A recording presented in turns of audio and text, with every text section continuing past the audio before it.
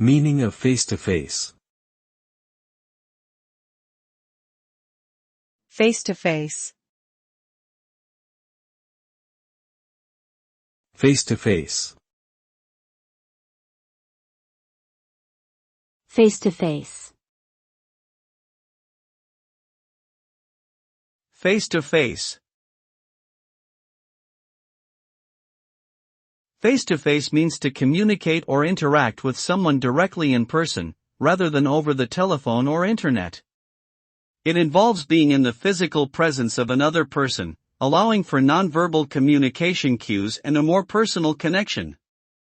This method of communication is often seen as more effective and impactful, as it allows for better understanding and relationship building.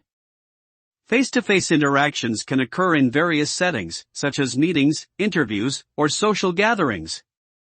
Overall, face-to-face communication plays an important role in building and maintaining connections between individuals.